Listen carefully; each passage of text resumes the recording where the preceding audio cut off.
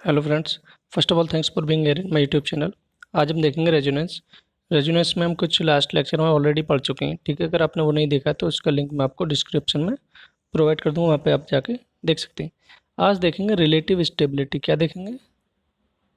Relative stability. Clear है? जो relative stability होगा, जो एक से ज़्यादा रेजोनेटिव स्ट्रक्चर बनेंगे उनकी रिलेटिव स्टेबिलिटी किस प्रकार देखेंगे, ठीक है। उसके बारे में बात करते हैं। तो पहला फैक्टर होगा relative stability directly proportional to number of pi bonds, ठीक है। नंबर ऑफ पाई बॉन्ड्स, जैसे इसकी बात करते हैं हम, एक तो ये हो गया, ठीक है। और यहाँ पर मैं ऑक्सीजन लगा देता हूँ और यहाँ पर प्लस। क्लियर। अब नेक्स्ट क्या हुआ, अगर मैं इसकी रेजोनेटिंग स्ट्रक्चर बनाता हूँ तो यहाँ से मैं एक ही रेजोनेटिंग स्ट्रक्चर बनाऊँ फिलहाल इसकी, इस टाइप से। डबल बॉन्ड यहाँ पे आएगा, यहाँ पे आएगा, यहाँ पे ऑक्सीजन प्लस। क्लियर है। तो यहाँ पे देखो, यहाँ पे कितने पाई बॉन्ड है? एक, दो, तीन। और यहाँ पे कितने पाई बॉन्ड है? दो। तो अगर इसको मैंने ए दे दिया, इसको नाम बी दे दिया, तो रिलेटिव स्टेबिलिटी किसकी ज़्यादा होगी? बी ग्रेटर देन ए। गिन लेते कितने कार्बन? एक, दो, तीन, चार, पाँच, छः। एक, दो, तीन, चार, पाँच, छः। ठीक है, एक उधर एक उधर। तो यहाँ पर रिलेटिव स्टेबिलिटी बी की ज़्यादा होगी ए से। क्लियर है। एक और सिंपल सा एग्जाम्पल लेते हैं, जैसे boron, nitrogen, nitrogen, boron, boron, nitrogen. सभी पे क्या लगा हुआ? हाइड्रोजन। ठीक है। यहाँ नाइट्रोजन के पास एक एक लोन पेयर होता है और बी के पास क्या होता है? वैकेंट पी ऑर्बिटल होता है। तो ये क्या करता है, यहाँ से बैक बॉन्डिंग शो कर देगा। जैसे बैक बॉन्डिंग शो करेगा तो यहाँ पे डबल बॉन्ड एन आ जाएगा, यहाँ पे डबल बॉन्ड बी आ जाएगा, यहाँ पर एन डबल बॉन्ड बी आ जाएगा। सभी के पास एक एक हाइड्रोजन है, ठीक है। अब यहाँ पर क्या है, इसके पास तीन पाई बॉन्ड है और इसके पास एक भी पाई बॉन्ड नहीं है। तो इसका मतलब क्या हुआ, अगर रिलेटिव स्टेबिलिटी की बात करेंगे तो किसकी ज़्यादा होगी? बी की, ग्रेटर देन ए। इसको इनऑर्गेनिक बेंजीन ही बोलते हैं। क्या बोलते हैं? Inorganic benzene. जब इसने नाइट्रोजन ने दिया था प्लस और बोरोन ने लिया तो minus, plus minus plus minus, ये चार्ज भी इस पर आएंगे। क्लियर। अब देखते हैं, अगर number of pi bond same हो जाए तब क्या करेंगे? If number of pi bonds क्या है? सेम है, देन तब क्या करेंगे? जब रिलेटिव स्टेबिलिटी होगी, stability directly inversely proportional to charge separation. किसकी? Charge separation. Clear. Charge separation जैसे जैसे देखते हैं, एनिलीन ले लेते हैं, एनिलीन।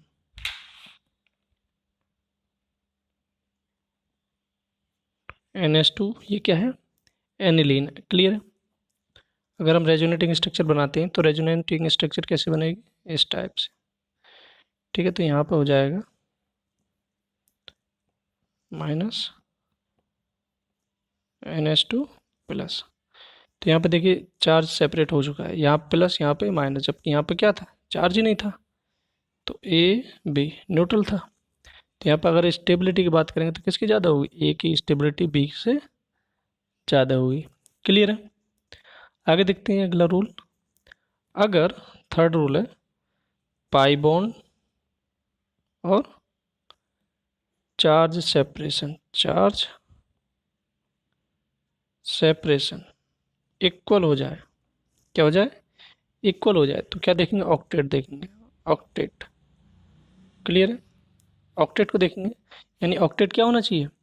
कंप्लीट होना चाहिए। जैसे यहाँ देखते हैं, H boron H, CH double bond Cl minus. ठीक है। तो यहाँ पे क्या होगा, अगर इसकी रेजोनेटिंग स्ट्रक्चर बनाते हैं तो क्या होगा? इसके रेजोनेटिंग स्ट्रक्चर बनाने पे यहाँ प्लस आना चाहिए। ठीक है। जैसे ही रेजोनेटिंग स्ट्रक्चर बनाएंगे तो क्या आएगा? सॉरी, माइनस ही।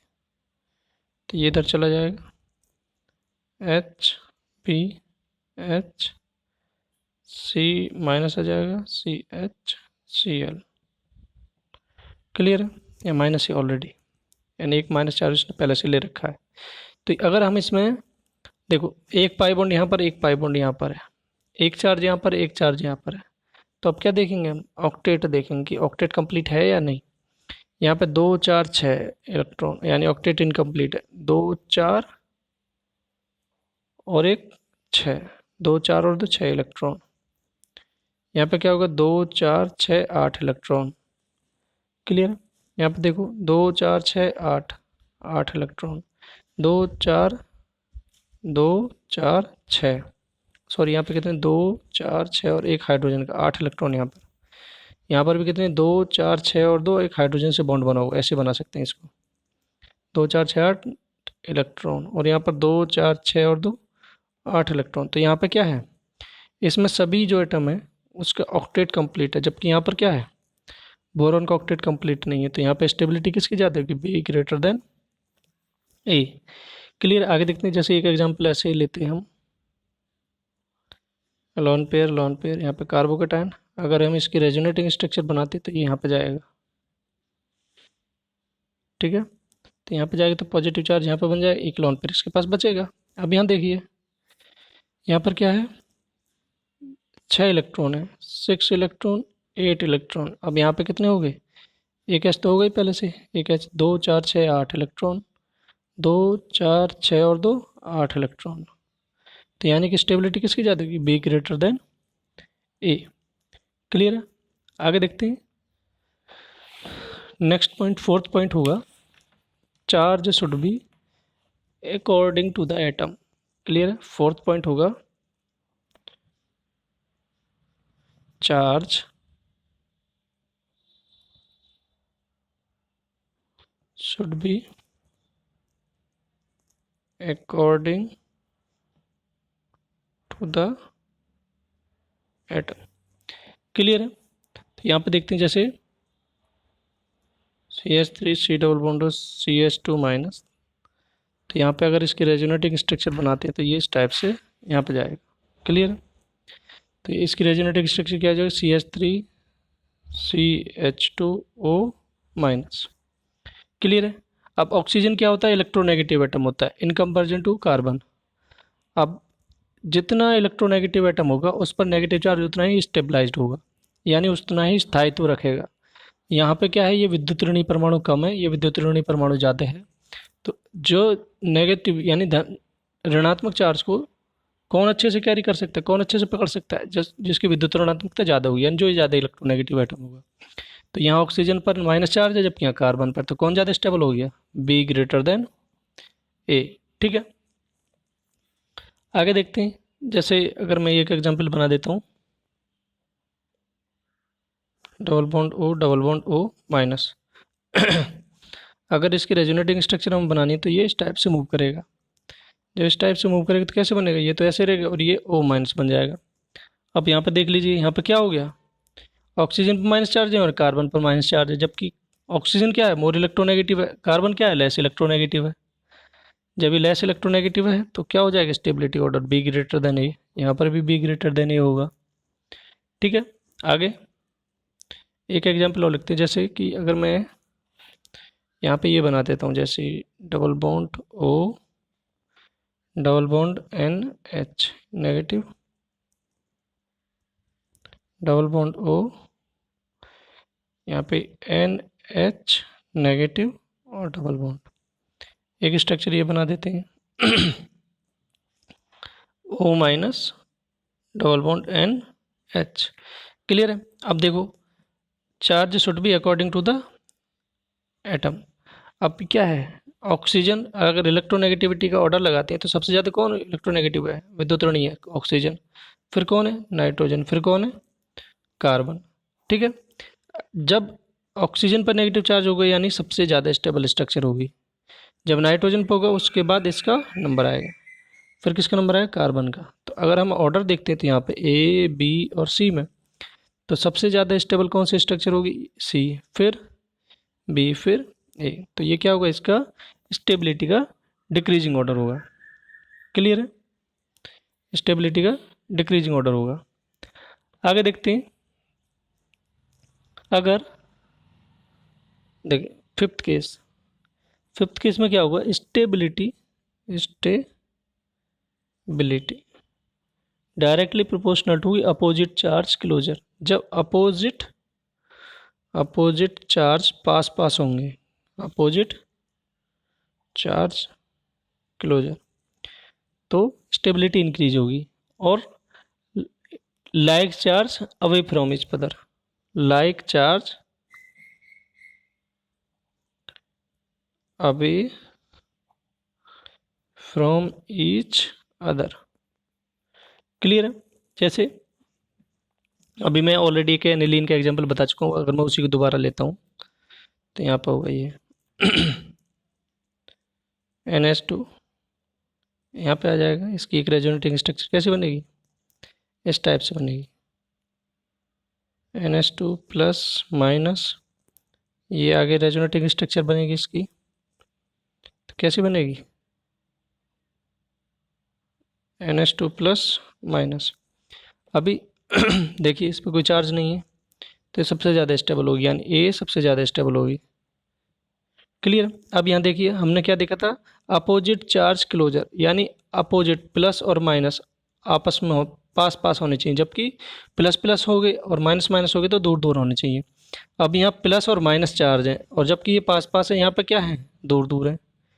ठीक है, ये तो न्यूट्रल स्पीसीज होगी, तो हो गया सबसे स्टेबल।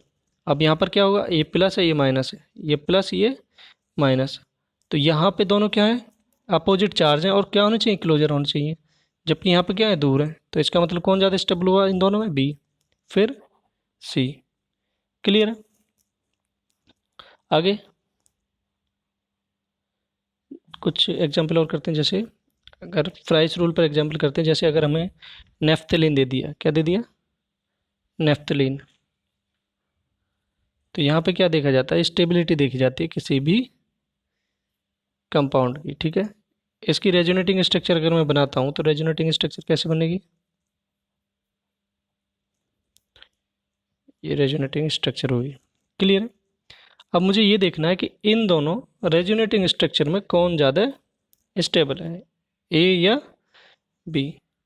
क्लियर? अगर देखो यहाँ पे क्या देखा जाता है, आइसोलेटेड बेंजीन रिंग देखी जाती है। कि आइसोलेटेड बेंजीन रिंग मतलब कि अगर हम देखते हैं, देखो अगर मैं इसको देखता हूँ तो ये सेपरेट बेंजीन रिंग बन रही है यहाँ पर। क्लियर है? अगर मैं इसको देखता हूँ तब भी क्या बन रही है, एक बेंजीन रिंग बन रही है। जबकि यहाँ पर अगर मैं देखता हूँ तो एक रिंग बन रही है बेंजीन, मतलब परफेक्ट एरोमेटिक, और इधर क्या बन रही है, दूसरी रिंग, यहाँ पर डबल बॉन्ड नहीं है। क्लियर है?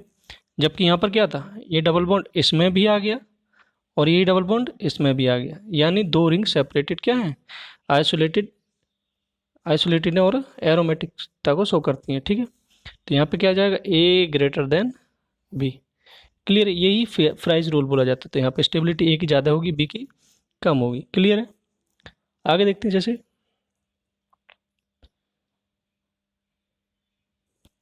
क्लियर है, अगर इसकी एक रेजोनेटिंग स्ट्रक्चर बनाई जाए,